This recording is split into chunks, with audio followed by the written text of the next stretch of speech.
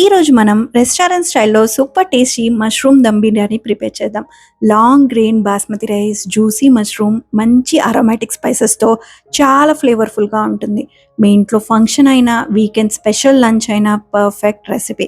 Step by step simple మెథడ్స్తో చూపిస్తాను కాబట్టి బిగినర్స్ కూడా ఈజీగా ప్రిపేర్ చేసేసుకోవచ్చు. సో వీడియోని స్కిప్ చేయకుండా కంప్లీట్గా చూడండి.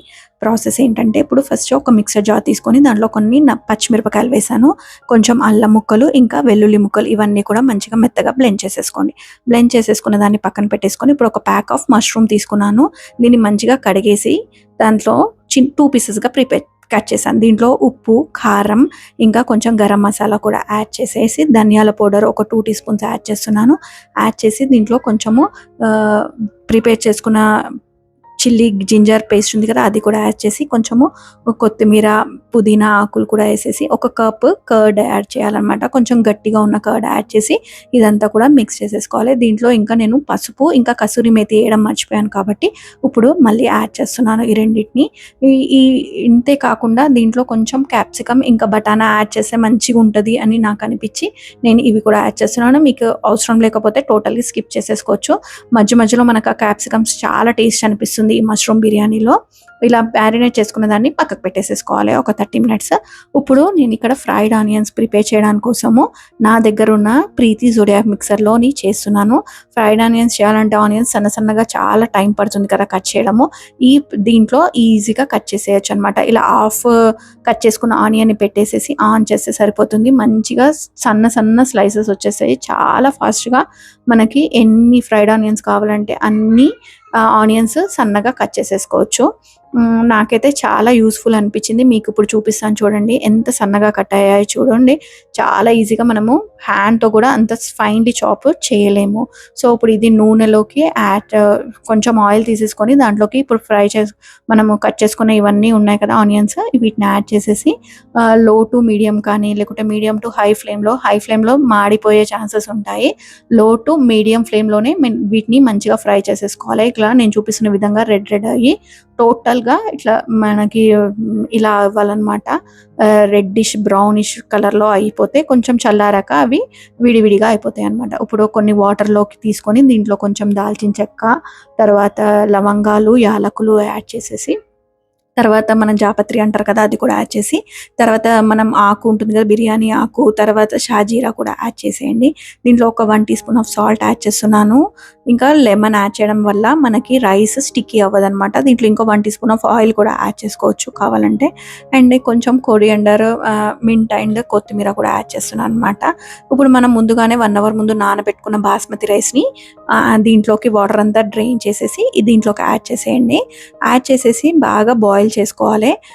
బాగా ఇలా ఆల్మోస్ట్ ఎంత అంటే 90 to 95% రైస్ అనేది మొత్తం కూడా కుక్ అవ్వాలి. మనకి ఎలా తెలియాలి అంటే, ఇలా ఒక గ్రీన్ రైస్ని పట్టేసుకొని ఇలా టచ్ చేశారంటే ఈజీగా బ్రేక్ అయిపోతుంది. ఇంతవరకు కుక్ చేసుకుంటే సరిపోతుంది. ఇప్పుడు ఒక హెవీ బాటమ్ ఉన్న మంచి ప్యాన్ తీసుకున్నాను. దాంట్లో కొంచెం ఆయిల్ యాడ్ చేశాను. గీ అనేది క్వాంటిటీ ఎక్కువ ఉండాలి బిర్యానీస్కి, అప్పుడే టేస్ట్ మంచిగా ఉంటుంది. దీంట్లో కొంచెము కాజులు యాడ్ చేసేసుకొని మనము ఫ్రై చేసుకోవాలి. ఫ్రై చేసుకున్న దాంట్లో మనం ప్రిపేర్ చేసుకున్న మష్రూమ్ మసాలా ఉంది కదా, అదంతా కూడా యాడ్ చేసేసి, మష్రూమ్ ఇంకా క్యాప్సికమ్ అనేది చాలా ఫాస్ట్గా కుక్ అయిపోతుంది. మనకి ఓవర్ కుక్ చేయాల్సిన అవసరం లేదు. జస్ట్ 5 మినిట్స్లోనే కుక్ అయిపోతుంది.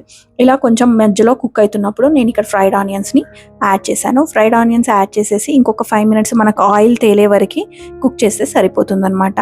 నేను ఇక్కడ చూపిస్తాను మీకు. ఆయిల్ అనేది మొత్తం కూడా ఇలా పైకి వస్తుంది. జస్ట్ 5 మినిట్స్లో మనకి మొత్తం కూడా వస్తుంది.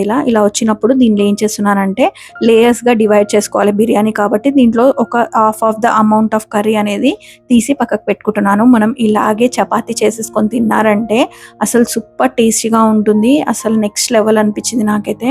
ఇప్పుడు ఒక లేయర్ ఆఫ్ రైస్ అనేది దీంట్లోకి మొత్తం కూడా యాడ్ చేసేయండి. అన్నంలో సగం అమౌంట్ ఆఫ్ రైస్ని యాడ్ చేసేసుకుంటున్నాను. ఇప్పుడు ఇక్కడ పైనుంచి మళ్ళీ కొత్తిమీర, పుదీనా యాడ్ చేసి కొన్ని ఫ్రైడ్ ఆనియన్స్ చేసేసిన తర్వాత మళ్ళీ మిగిలిన కర్రీ ఉంటుంది కదా, అది కూడా మొత్తం కూడా దీని మీద నుంచి ఇలా లేయర్గా వేసేసుకోవాలి. ఇప్పుడు మిగిలిన అన్నం ఉంటుంది కదా, మొత్తం కూడా ఎంత అన్నం ఉంటే అంత మొత్తం కూడా ఇలా యాడ్ చేసేసుకోండి. నేను ఇక్కడ 2 లేయర్స్ వరకు తీసుకున్నాను. దీని మీద నుంచి మళ్ళీ కూడా మనకి కొరియండర్, ఇంకా మింట్ లీవ్స్ వేసి పైనుంచి మంచిగా ఫ్రైడ్ ఆనియన్స్ కూడా యాడ్ చేసేసి ఇక్కడ సాఫ్రాన్ మిల్క్ అనేది నేను ముందుగా స్టార్టింగ్లోనే నానబెట్టేసుకున్నాను. సాఫ్రాన్ని హాట్ వాటర్లో కానీ హాట్ మిల్క్లో కానీ యాడ్ చేయండి.